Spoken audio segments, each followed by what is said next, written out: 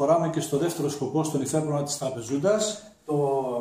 Το υφέπαρμα της τραπεζούντας, εγώ πιστεύω ότι δεν ήταν μόνο το υφέπαρμα στην τραπεζούντα, ήταν και σε όλη την περιοχή. Γιατί εδώ έχουμε μια Αργυρούπολη με όλα τα χωριά, τα κεφαλοχώρια, όπως ήταν η Ήμερα, η Χρώμη, η Σάντα, όλα αυτά ήταν κεφαλοχώρια της Αργυρούπολης.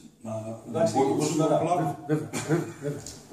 ήταν όλα κεφαλοχώρια της Αργυρούπολης. Η Αργυρούπολη ουσιαστικά και η τραπεζούντα, εδώ έχουμε τη Λύρα και τους Λυράριδες και τα τραγούδια όλα, τραγουδιόταν σε όλες τις περιοχές αυτές.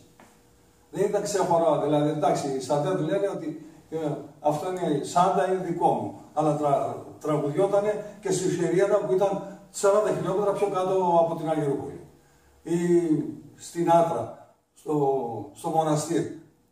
Μιλάμε για κοινούς σκοπούς. Κοινούς σκοπούς. Αλλά όλοι αυτοί οι σκοποί ήταν από η Τραπεζούντα και η Αργυρούπολη, επειδή και οι Λυράριδες εκείνη την εποχή περιφερόταν στα χωριά όλα, τα ξέραν όλους τους σκοπούς αυτούς, τους ξέραν. Φυσιολογικό είναι.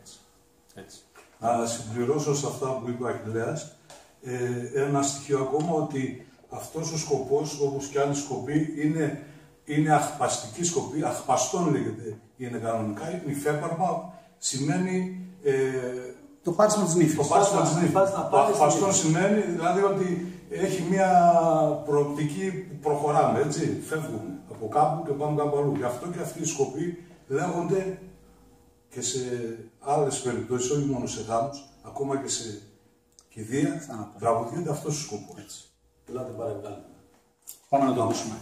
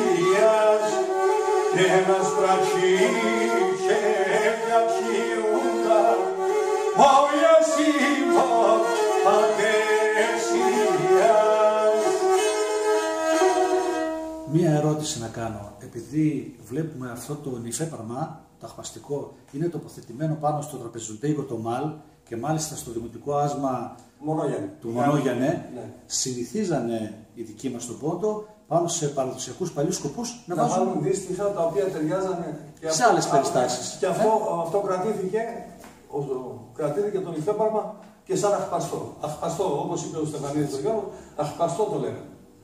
Βάλουν το αχπαστό. Γιατί ήταν και ο τελευταίος σκοπός όταν κάνουμε ένα μουχαπέτι μεγάλο, ο τελευταίος σκοπός είναι το αχπαστό. Μάλιστα. Το αχπαστό ήταν αυτό, δηλαδή παρεμβάλλεται. Εξαιρετικά. Έτσι. Εξαιρετικά. Σε οτιδήποτε κλείνει ένας κύκλος. Πάει αυτό.